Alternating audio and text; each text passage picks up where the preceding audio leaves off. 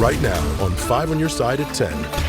Temperatures today warmed up nicely in the mid-60s, right around 70 degrees, close to average, but we're not done warming up. How that impacts our Easter Sunday and beyond. A call for safer streets in South City. Residents share their concerns nearly 1 year after 2 deadly hit and runs on Chippewa. What the city says it's doing to address the problem. But first tonight, an unsolved murder in San Francisco is now garnering local attention.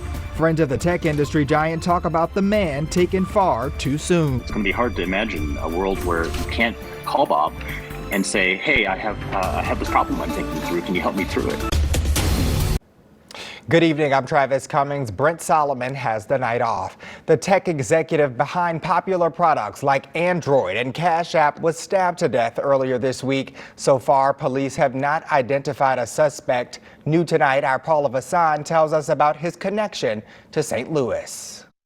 His name was Bob Lee, and he was the founder of Cash App, a popular mobile payment service. He graduated from Lindbergh High School here in St. Louis, and those who knew him called him a genius and the most humble person. This surveillance video shows the moments after the 43-year-old was stabbed while walking on a street in San Francisco Tuesday morning. He died soon after. 365 Main, crossing of Folsom and Harrison. Split stabbing. Lee appears to wave for help, stumbling in pain. Longtime friend Jake Shields saw the surveillance video. He says he can't imagine why anyone would want to stab Lee to death. This was their last picture together. He had a trip planned to see Lee. This guy, complete utter shock. He's just a great guy. Happy, always good energy, good mood, humble, generous. Clearly brilliant. It's someone that shouldn't have been lost. Especially a guy. 2 daughters. So sad. Such a tragic situation. Lee's last position was at a cryptocurrency startup, MobileCoin. He served as chief product officer. The company posted a statement that says in part, Bob was a dynamo, a force of nature. Bob was a child of dreams, and whatever he imagined, no matter how crazy, he made real. We went to Lindbergh High School today, where Lee graduated. We didn't find anyone who knew him personally, but they still felt his loss. San Francisco police have said the investigation is still in its early stages. For KSDK, Paula Vasan, 5 on your side. Developing tonight, a man is now recovering after he was shot several times tonight. St. Louis police responded to a shooting call on Northland Avenue just after 8 o'clock. Officers found the 29-year-old victim who was shot 4 times. He was taken to the hospital with minor injuries. Police have not yet identified a suspect. Tonight, a Macoupin County Sheriff's deputy is recovering after an early morning crash. The sheriff's office tells 5 on your side Deputy Nate Albrott was responding to an emergency call on Girard around 5:30 this morning as he was driving on Emerson Airline Road. His vehicle left the road and hit a tree. Deputy Albrott was airlifted to a Springfield hospital. He is said to be in stable condition tonight. And 3 people were injured in a crash involving an ambulance this afternoon in South City. We're told the Abbott EMS ambulance was responding to a call just before 3 when it was hit by another car at 14th Street and Choteau Avenue. 2 crew members were taken to the hospital for treatment. The driver of the other vehicle was trapped and had to be removed. We're told they were seriously injured. No patients were on board at the time. Tonight, business owners and neighbors in South St. Louis are calling for action after 2 people were hit and killed outside Ted Drew's on Chippewa last summer. Community leaders tell 5 on your side they are frustrated nothing has happened in the months following the tragedies. We reached out to city leaders who say plans are in the works right now to make the area safer, not only for pedestrians, but drivers too. If that happened in front of my business, I would move heaven and earth to make sure it never happened again. And it would be quick and it would be fast. I wouldn't wait. And I realize that, that can frustrate some people that there hasn't been actions quicker. But I assure you, the neighbors, the business owner, and myself are working as fast as we can. Alderman Oldenburg says he hopes in the next 3 to 6 months that there will be tangible improvements to make the pedestrian experience safer at Ted Drew's. Rebuilding and recovery continues in Bollinger County, Missouri, after a tornado left 5 people dead and several others injured. The Bollinger County Sheriff's Office says volunteers have been out all day to help with cleanup. The Sheriff's Office even pitched in today by delivering food, water, and supplies to residents and workers. They say the Sheriff's Office will continue to help with the cleanup efforts. And you can help out those impacted by the tornadoes in both Missouri and Illinois. All you have to do is text the word tornado to 314-425 and 5355, and we will send you a link with that information.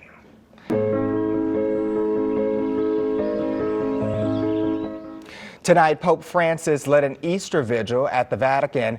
The service in St. Peter's Basilica began in darkness, then filled with light as the Pope lit the Easter candle. Now, he missed the Good Friday procession due to unseasonably chilly weather. The 86-year-old Pope is recuperating from bronchitis, which saw him recently hospitalized. Tomorrow, tens of thousands of faithful are expected to join the Pope for Easter Mass. The Cathedral Basilica of St. Louis is hosting its Easter Mass tomorrow morning, and you can watch it right here on 5 on Your Side. It starts at 10 o'clock. We will also stream it online at ksdk.com and the 5+ app, and you can download that for free on your Roku or Fire TV. Well, Easter is quickly approaching, and we're going to have great weather for it. Meteorologist Gary Frank joins us now with the Weather First forecast. Gary, many people are going to be outdoors tomorrow for Easter. What do they need to know? Well, good evening, Travis. You know, the first thing we're going to see in the morning is it's cooler. You know, the last couple of mornings I had this morning, I had a little bit of frost in my car. I don't think that we're going to have that, but you will need to bring an extra layer early that you can shed by the time the Easter service maybe is over, or just mid-morning even. We're looking live out the city, 100 above the park. That cloud cover's moved off to the south and southeast. It's all good now, but as it left its little bit of a blanket on us. And temps right now still at 55 degrees. That's positive, but we'll eventually switch into the south breeze. Some spots like Chesterfield falling into the 40s, and you start out at 30 this morning. I don't think we get that low in Chesterfield, but right now as we look at Lambert specifically, I want to note the wind, because 55, an east breeze at 9 miles an hour at Lambert. So we'll see that breeze continue to turn out of the south tomorrow. It's still a bit chilly with 41 tonight. That's the key for us. We'll start off cooler, but we warm up even more than we did today. We'll talk about the hour by hour for your Easter forecast and also look ahead to a much warmer next week. All right, can't wait to hear about it, Gary. Well, big changes are coming to Metro Transit. Starting Monday, it's scaling back its call-a-ride service for people with disabilities. Now, the law requires Metro to provide the service within 3/4 of a mile near existing Metro Bus and Metro Link routes.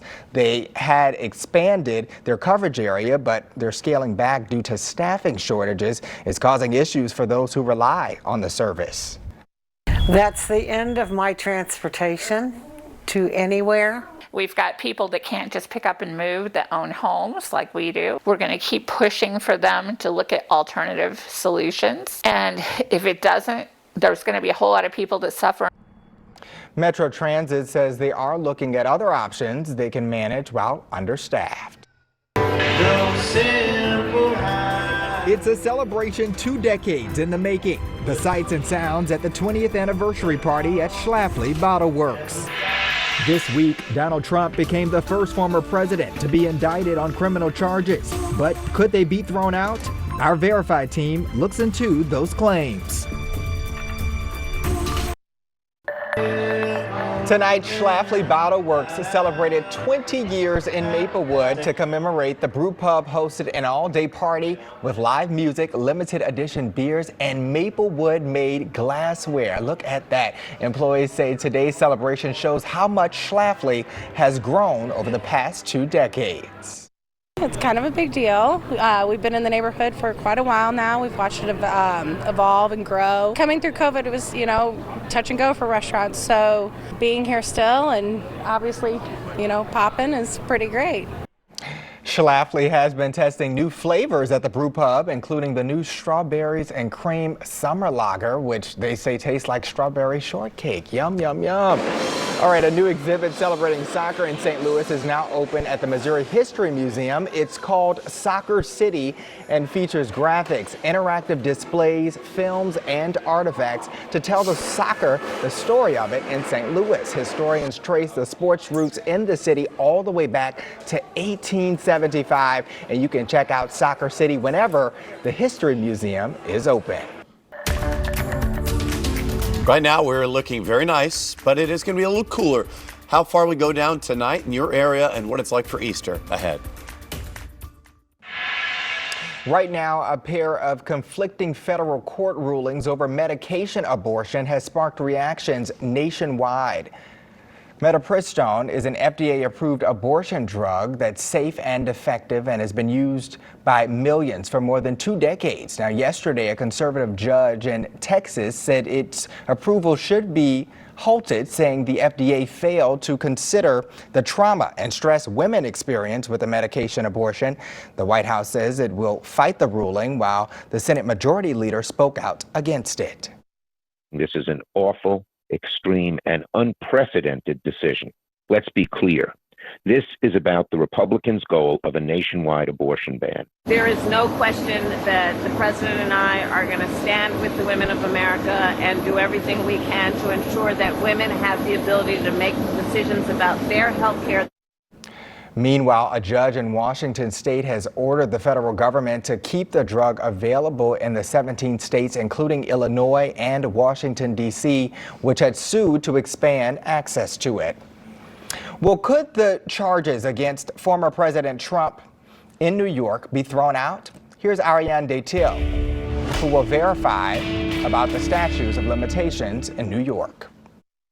In a Manhattan courtroom on April 4th, former President Donald Trump pleaded not guilty to 34 counts of falsifying business records. The charges stem from alleged crimes that occurred in 2017, more than 5 years ago. On social media, some people say that the case should be thrown out because there's a 5-year statute of limitations for felony charges in New York. This prompted a lot of questions and claims about how this applies to Trump's charges, like this one, suggesting that the statute of limitations can be extended. So let's verify. Can New York's statute of limitations for felonies be extended? Our sources are New York Law, Rebecca Puris, attorney and legal editor for NOLO, Paul Schiff Berman, professor of law at the George Washington University Law School, and Jeffrey Kirchmeier, professor of law at the City University of New York's School of Law. Statutes of limitation dictate how much time a prosecutor has to bring criminal charges in a case. Those time limits vary by state and the severity of the crime. In New York, the statute of limitations for falsifying business records is 5 years. Attorney Rebecca Puris says the clock starts when the crime occurs. So if Trump's alleged crime started in 2017, the clock should have run out in 2022. But under New York law, there are some exceptions that pause the clock and extend the statute of limitations for felonies, like if the defendant is not continuously present in the state, which legal experts suggest prosecutors could argue applied to Trump when he was in the White House from 2017 to 2021. And the governor can also issue an executive order to pause the statute of limitations, which then Governor Andrew Cuomo did during the COVID-19 pandemic. So we can verify, yes, New York statute of limitations for felonies can be extended. With your Verify, I'm Ariane Detil. What would you like for us to verify? You can email us at verify@ksdk.com. All right, get your calendars out and save the date. A total solar eclipse is coming to parts of the bi-state in 1 year. The moon is set to cast a shadow across the United States on April 8th, 2024. Now, that's a Monday due to the leap year. Portions of southern Illinois and southwestern Missouri are in the direct path of the eclipse, including Farmington, Cape Girardeau, Effingham, Salem, and Carbondale. The last total eclipse in the U.S. happened back in 2017. All right, well, let's get over to Gary, who I'm sure, are you a shadow lover, Gary? Because you're going to be chasing that eclipse. Have you ever been in, do you remember that in 2017? Did you go anywhere for that? I don't, I was in Chattanooga, Tennessee at the time, so. So I was in Michigan, but obviously it was directly through Kansas City, and if you went to St. Joe, it was a full totality. So I went to St. Joe, and we took a whole big trip of it, and Tracy was in Oregon. It was supposed to be a 10% chance of it being cloudy or of it being sunny, and it was sunny there in Oregon, and it was cloudy in Kansas City where there's a 90% chance, and I was very upset. Man, so I'm very so much looking forward to next year. So I don't know if that means we're taking the day off or doing something, driving south, but we're doing something. Hey, It's a very cool experience. So look forward to that. It will be this dark during the daytime, as it is right now here in Edwardsville, Illinois. Our allergies still looking pretty good. Moderate, this will go up. There's no doubt about that. But right now, when it comes to temperatures, we're in the 50s. We've dropped to 55, but our high and low, 67 and 39. Our normal is 66 and 44. So yes, we are starting off cooler with that cloud cover that finally moved out. I do want to share some nice photos. This is one that we got in recently from Jessica. She said it was her sister's backyard in Louisiana, Missouri. And take a look at the beautiful view of the river and the trees starting to bloom.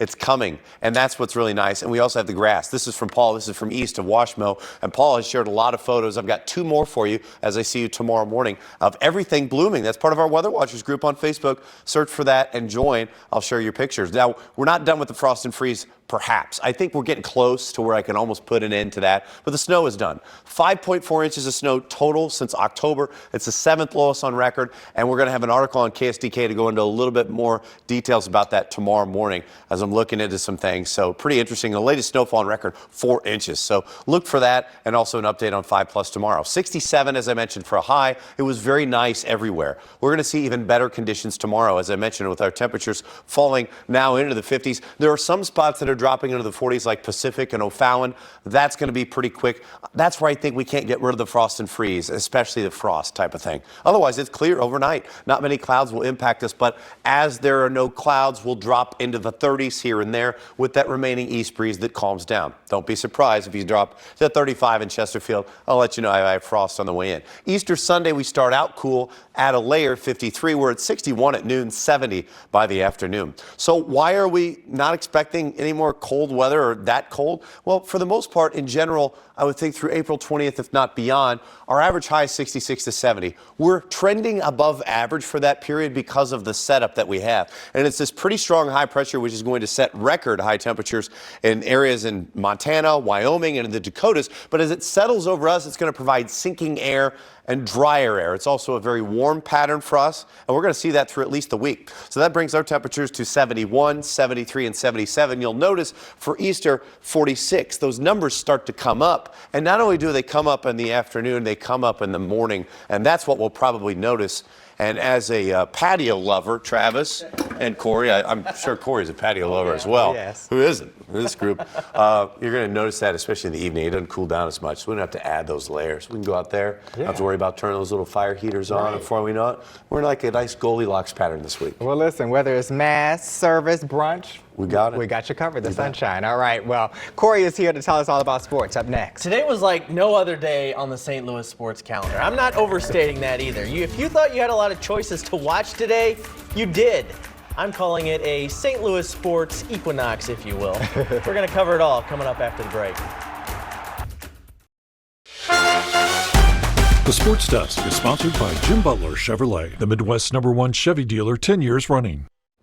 Now, I don't want to overstate this, but today, April 8th, could be the best St. Louis sports day of the entire year. The first and only day in 2023, we have all 4 of our professional teams in action at once. A St. Louis sports equinox, if you will. And they provided some fun moments. First, the Cardinals, Ollie Marmol and company in Milwaukee trying to end a 4-game losing streak. We've been waiting, and here it is. Nolan Arenado's first home run of the season, a monster blast, and the 300th of his career. Good start for the Cards. Jordan Walker, he's been just as advertised. He crushes that one for his 2nd career home run. The only player Walker's age or younger with hits in 8 or more games to start a career in baseball history, Ted Williams. Yes, that Ted Williams. Best start of the year on the mound tonight, Jordan Montgomery, 7 shutout innings, 9 Ks, Cards win 6-0. Only 3 games left in the NHL for the Blues, nothing to play for, but you know Craig Berube won't let his team off the hook. Blues in Minnesota tonight, and it's the Minnesota Kid with an assist to start things. Justin Falk fires it, Sammy Blais tipped it in, 1-0. Downhill from there, the Blues gave up 2 short-handed goals in the span of 20 seconds. They tried to mount a comeback, it fell short. Wild win, 5-3. When word came down that A.J. McCarron would miss today's Battlehawks game with an injury, I'm sure there were some nervous fans. But no nerves from the next man up, Nick Tiano, and no nerves from McCarron himself. Tiano did just fine, and the Battlehawks are now 6-2. It took another classic Battlehawks comeback to ice this one in overtime. Belleville West Brian Hill finished it off with the first ever XFL OT win. That score right there, that won it 21-17. Before that, we had the play of the game. St. Louis down 17-8, fourth down. They call a fake punt. Sterling Hofrichter, great punter name by the way. Hey, Gary Jennings who did the rest. That turned the tide and has the Battlehawks sitting pretty in the XFL playoff picture. Here's how the guys involved saw that play. Honestly, everything happened so fast that I feel like I didn't have any time to react to anything. I just I caught the ball looking up and I was like, oh my gosh, Gary is wide open. And I was like, just give him a ball you can catch, get a first down at least. And then Gary just turned on his burners and left everyone in the dust. I mean, it's tremendous, just looking around, it's just so much different from any other venue, in this league. It's a hell of a job. It's all about execution, man. It was huge in the game. It changed the momentum, gave us a chance. That's all we needed. This 5 on Your Side St. Louis City SC coverage is sponsored by Together Credit Union. Coach Carnell and City SC up in Seattle facing the Sounders, a battle of 1 and 2 in the Western Conference.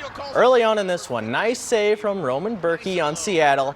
Then on the other end, Klaus almost gets another one right off the post. Right now it is still 0-0 at the half.